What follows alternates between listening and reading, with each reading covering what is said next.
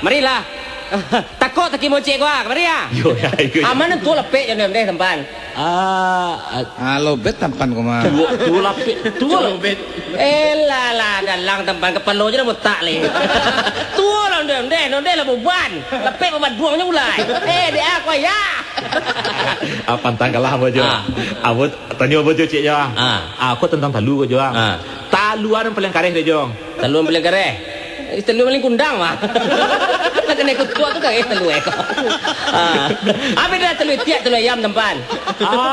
Samanya je. Malu tak sama beda. Kunyai beda. Ndak itu dah. Talu ayam ku haram kau. Talu tiap halal. Pokok tu. Ayo ayam sudah kahwin nak mandi dah. Talu tiap sudah kahwin langsung cilam perlu masuk air. Keramas Ayo. Alah. Malah nak nyambuang seketik ya dah. Apa dah botak muka je botak belakang tempan.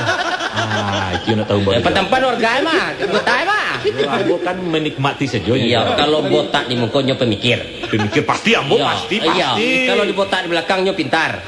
Bantu apa tampanku botak muka belakang, dia pikir dia pintar.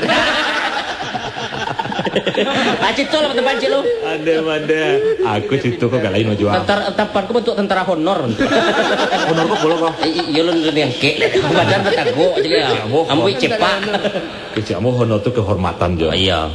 Aku situ orang tengah lawi ke maja. Atau orang Jepang, orang Malaysia, orang Indonesia. Deh mandi kapal ko syarat demuatan. Tiba-tiba yang harus dibongkar barang ko keseduannya. Atau nan kecek Jepang kana nyebongkar seluruh barang elektronik. Bakal dibongkar di negara saya masih banyak aja. Oh iya. Gitu kan. Kemudian di orang Indonesia 10 kari batik 6 produk Indonesia nyebongkar sedanya. Bakal dibongkar ke Lawi di negara saya masih banyak aja. Tiba orang Malaysia aja panjang aja. Nyondohan ni orang awak ke Lawi. Patanya orang Jepang bakal diondohan di negara saya masih banyak aja. Oh banyak orang awak TKI ni. Aduh lo petang kau. Kapal sedang jalan. Ya. Tengah Lawi. Tu jatuh seorang nenek-nenek. Apa tu? Walah diturunan si koci gai baranti kapal kau ndak ada bisa menyelamat seorang lah dah. Wah tu ada nak muda seorang mau lompat ke bawah kan. Diselamatnya nenek tadi. Dah selamat nenek kau sampai ke kapalnya. Tentu kami terima kasih termasuk keluarga nenek kau, kapten kapal gai. Satu orang bagian selamat kenyonyo berang-berang. Ndak bisa. Apa itu? Iya, tadi siapa nolak dia ke bawah deh. Kiranya tunggu orang loh. Sami maun sama saya je. Ada lagu aja.